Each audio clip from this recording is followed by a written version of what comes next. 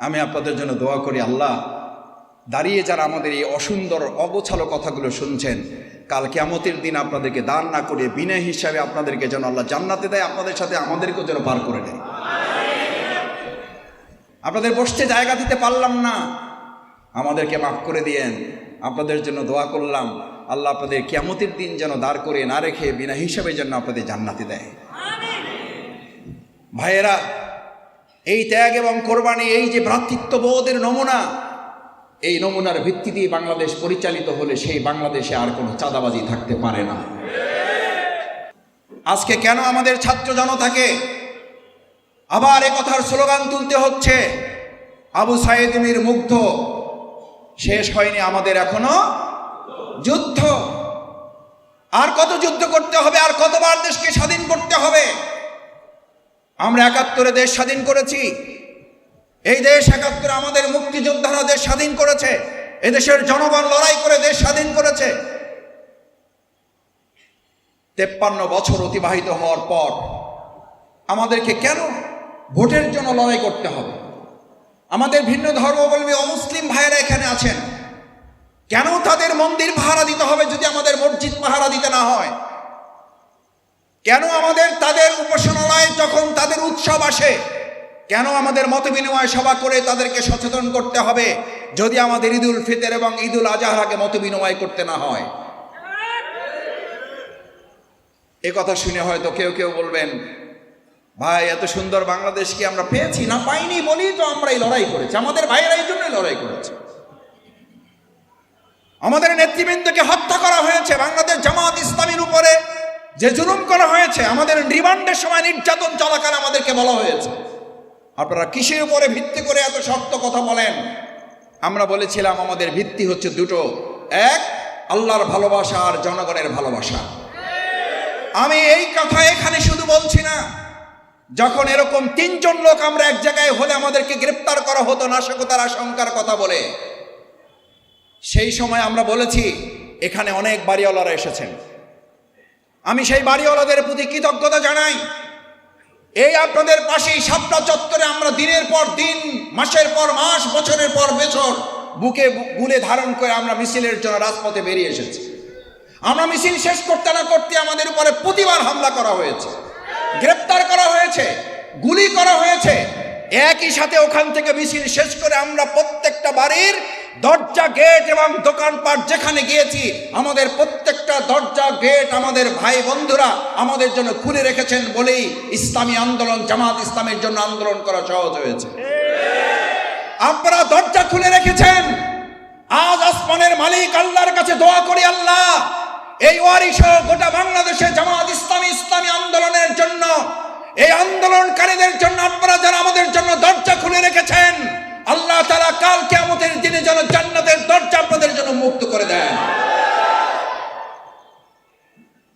বাংলাদেশ জামাত ইসলামের একটা ঘর কিংবা একটা অফিস আপনারা বন্ধ করেছিলেন, আর বাংলাদেশের 18 কোটি মানুষের দরজা তারা তাদের বুক, হৃদয় খুলে আমাদের জন্য মুক্ত করে দিয়েছে।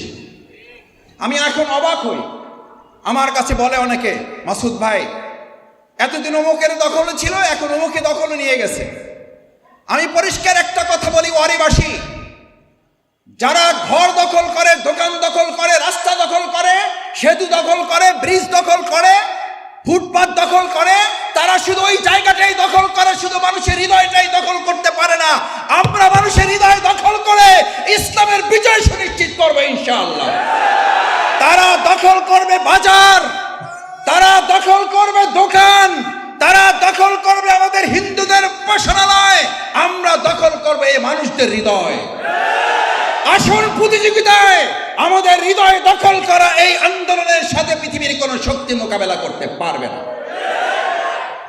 কারণ বিগত 15 বছরের, 15.5 বছরের সরকারও এরকম দোকান পাট, বাড়ি ঘর দখল করে তারা শক্তি নির্মাণ করতে চেয়েছিল, শেষ পর্যন্ত তাদের একটা জেলের নৌকায় জায়গা হয় নাই।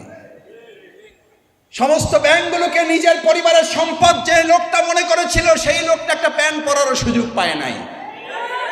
এসব কিছু দেখেও যদি আমরা শিক্ষা গ্রহণ না করি, তাহলে জাতির জন্য বড়ই দুর্ভাগ্য যে ইতিহাস এমন যে আমরা ইতিহাস থেকেই শিক্ষা গ্রহণ করি না। এটা জাতির জন্য কল্যাণকর নয়, দেশের মানুষের জন্য কল্যাণকর নয়। আজকে বাংলাদেশ জামাত ইসলামী এখানে প্রোগ্রাম করছেন, আপনারা এখানে এসেছেন, কেউ ভিতরে বসেছেন, কেউ বাইরে বসেছেন। আমি আপনাদের প্রতি আবার কৃতজ্ঞ জানাই সশ্রদ্ধ চিত্তে, যারা কষ্ট করে এখানে দাঁড়িয়ে আছে। একজন ভাইয়ের নড়াচড়া নেই। কেউ এসে বলছেন না এই তুমি ওঠো, কেউ এসে বলছেন না এই বড় ভাই আসছে ওঠো, কেউ এসে বলছেন না এই বাড়িওয়ালা আসছে ওঠো, কেউ এসে আপনি বলছেন না এই অমুকে আসছে ওঠো। আমার বক্তৃতা শুরুর আগ থেকে আমি 10 মিনিট এখানে যখন আসছি তখন থেকে দেখতেছিলাম যে আমার সাথে অন্তত 10 জন লোক তো এখানে ওঠাটা স্বাভাবিক ছিল। কে আসছে? আজকের অনুষ্ঠানের সম্মানিত প্রধান অতিথি, তার সাথে 20 জন লোক স্টেজে উঠবে না, তাহলে কিসের প্রধান অতিথি? আলহামদুলিল্লাহ, এই যে ভাইয়েরা দাঁড়িয়ে আছেন, আমি আপনাদের জন্য দোয়া করি আল্লাহ দাঁড়িয়ে যারা আমাদের এই অসুন্দর অগোছালো কথাগুলো শুনছেন, কাল কিয়ামতের দিন আপনাদেরকে দান না করে বিনা হিসাবে আপনাদেরকে যেন আল্লাহ জান্নাতে দেয়, আপনাদের সাথে আমাদেরকেও যেন পার করে দেয়। আমি এই দোয়াটা শিখেছি দেলোয়ার হোসেন সাইদি রাহিমাহুল্লাহর কাছে। ওনার প্রোগ্রামে এরকম শত শত হাজার হাজার লক্ষ মানুষ দাঁড়িয়ে থাকতো, উনি ওনাদের জন্য দোয়াটা করতেন। আপনাদের বসতে জায়গা দিতে পারলাম না, আমাদেরকে মাফ করে দিয়েন, আপনাদের জন্য দোয়া করলাম আল্লাহ আপনাদের কিয়ামতের দিন যেন দাঁড় করে না রেখে বিনা হিসাবে যেন আপনাদের জান্নাতে দেয়। ভাইয়েরা, এই ত্যাগ এবং কোরবানি, এই যে ভ্রাতৃত্ববোধের নমুনা, এই নমুনার ভিত্তিতেই বাংলাদেশ পরিচালিত হলে সেই বাংলাদেশে আর কোনো চাঁদাবাজি থাকতে পারে না। ভাই, চাঁদা তো সে নেবে। আমি এই প্রোগ্রামে আসার আগে তো সালাতুল এশা পড়ার জন্য আমি প্রস্তুতি গ্রহণ করেছি। এখানে আপনাদের নামাজের বিরতি হয়েছে না হয় নাই? হয়েছে। কেন? আমাদের আল্লাহর হক আছে, মানুষের হক আছে, আপনাদের হক আছে। এই হক 6:30 থেকে শুরু হয়েছে। এখানে যদি আল্লাহর হক এই প্রোগ্রামের বাসী, এই প্রোগ্রামের কর্তৃপক্ষ ম্যানেজ না করে, এই ব্যাপারে সচেতন না থাকে, আমি আপনাদের কাছে একটা কথা জিজ্ঞেস করতে চাই ভাইয়েরা, পরিষ্কার বুঝেন, এটার জন্য কোনো মাস্টার ডিগ্রি করা লাগবে না, এটার জন্য মুহাদ্দিস মুফতি হতে হবে না, এটার জন্য আপনাকে সাংবাদিক, বুদ্ধিজীবী, সাহিত্যিক, ইঞ্জিনিয়ার হতে হবে না। যে ব্যক্তি আল্লাহর হক আদায় করে না, সে আপনার হক আদায় করবে, এর গ্যারান্টি কে দেবে? যে আল্লাহর হক মেরে খেতে ভয় করে না আল্লাহকে, সে আপনার হক মেরে খেতে আপনাকে ভয় করবে? এটা পাগলেও বিশ্বাস করে না, আপনি আমি তো দূরের কথা। যে আল্লাহর হক নষ্ট করে, সে আপনার হক নষ্ট করতে এক চুল পরিমাণেও দ্বিধা করবে না। নামাজ সালাত তো দূরে, জানাজার মতো স্পর্শকাতর বিষয়।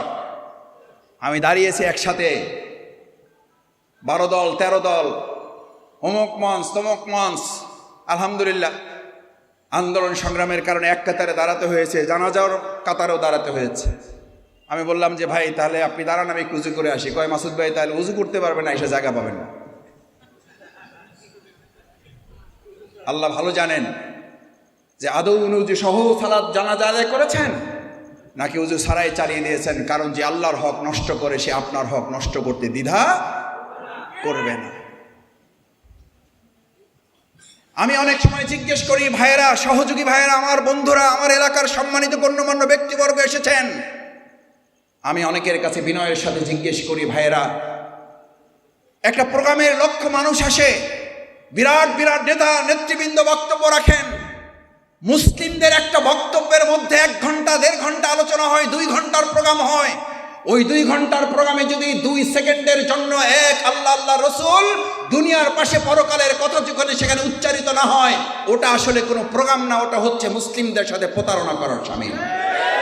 কারণ যে আপনাকে পরকালের কথা স্বীকার করে না, পরকালের কথা শুনায় না, পরকালকে স্মরণ করায় না, ওই সকল দুনিয়াদারের সাথে কাল কিয়ামতের দিনে আপনাকে হাসর হবে, ওই গাঁজাখোরের সাথে হাসর হবে, ওই জেনাকারীর সাথে হাসর হবে, ওই ঘুষখোরের সাথে হাসর হবে।